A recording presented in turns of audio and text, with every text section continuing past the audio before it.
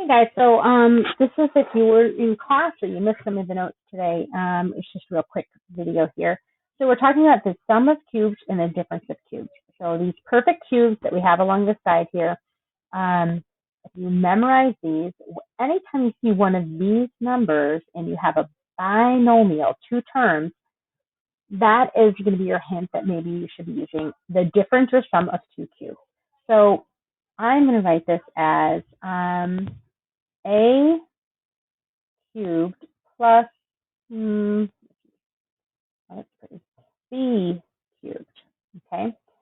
So it's some number to the third power, and you're not going to see it as that necessarily. It'll be like 125. You recognize that as 5 cubed. Plus another number to the third power, and you'll have an x cubed or a cubed somewhere in there as well. So when you do that, you're always going to factor it in the same way, and this is something you need to memorize because it's not going to be something you can easily figure out. So you're going to have a small set of parentheses and then a bigger set of parentheses. And then the next thing I always do is I put in the pluses and minuses. And the first set, it's always going to be the same as what I had in my original problem. This is a plus sign, so that's going to be a plus sign. Then in the next set, the next thing is going to be the opposite what I had. I had a plus sign, I'm going to put a minus sign. And then the last symbol is always positive. So it's always going to be a plus sign no matter what. Same, opposite, always positive. It's self-soap. That's how I remember it. Then I'm going to have to fill in all these parentheses, and this is how I always remember, because it's not an easy thing to remember. So I always say, well, A was first, a cubed. So I'm going to put just a plain old A in my very first set of small parentheses. That's the smallest number because it's a small set of parentheses. Then in the second set, also at the beginning of the second set of parentheses, I'm going to put my A again, but this time it's going to be A squared.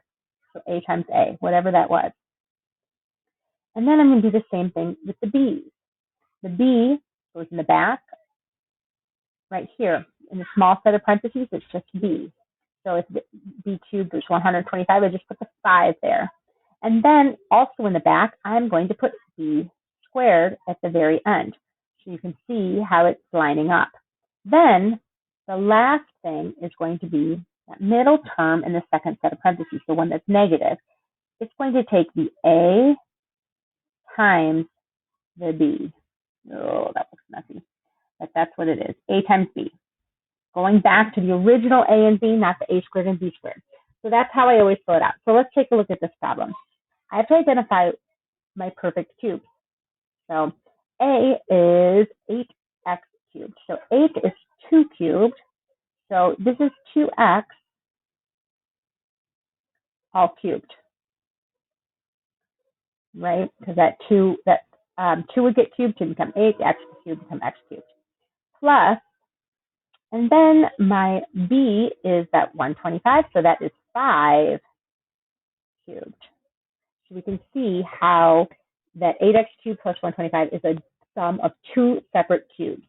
And so I'm going to fill this out. My small set of parentheses and my big set of parentheses. My first set has the same sign, a plus sign. That was a plus sign. Then I'm going to do the opposite sign, which is a minus. And the last one is always positive. And now I am not going to be using my 8x cubed and my 125. I'm going to use my 2x and my 5 to fill the rest of this out. The 2x goes in the front set, front of right there. And then in this spot, I'm going to do 2x times 2x. So that's going to be 4x squared.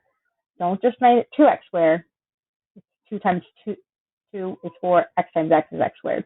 And then on the back end of each of these, that's going to be with the 5. So I put a 5 here, same thing.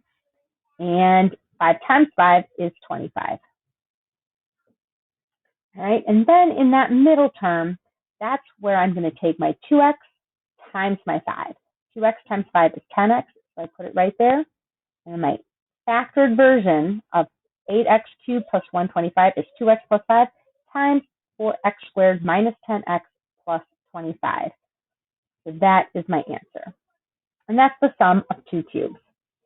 The difference of two cubes is super similar. The difference is that you have a different sign.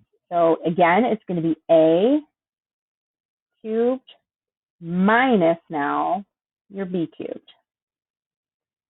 I was using blue for that. You'll forgive me, right? So I'm going to do my small set of parentheses and my big set of parentheses. Use the same pattern. Same, opposite, always positive, my SOAP. So this time, it's a minus. I'm going to start with a minus. Opposite, it's going to be a plus. And then always positive is always a positive. That's why it says always positive. All right, and then A is the first cube, so I'm going to put that at the beginning. And at the beginning over here, I'm going to put it as a squared. The B at the end, and at the end over here as a b squared. And then that middle term is still going to be a times b.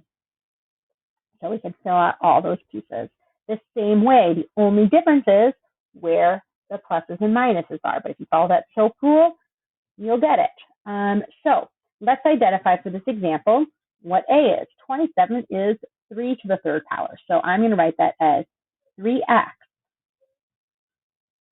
all cubed minus, and 8 is 2 cubed. So I write 2 cubed. And then I'm going to put write the structure here, my small set of my parentheses and a big set. And I'm going to do the same sign. This is a minus sign. I'm going to do a minus sign. Then I'm going to do the opposite. And then I'm always going to put a plus sign. Always plus, always positive. And now using the 3x and the 2, not the 27 and the 8, I'm going to put 3x and then 3x squared, which is 9x squared. And I have my 2 and 2 squared, which is 4. The last one is remembering to go back to the 3x and the 2, not the 9x squared and the 4. You're going to do your 3x times 2, which is a 6x. Be careful not to worry about the positives and negatives. We did that first. We took care of it. You're only looking at the actual numbers and multiplying. So don't think 3x times negative 2. 3x times 2, that is a plus 6x. And there we go. That's it. I guess we don't need to. This is where we should have the box run. That's our factored form. Okay, hope that was helpful. Bye.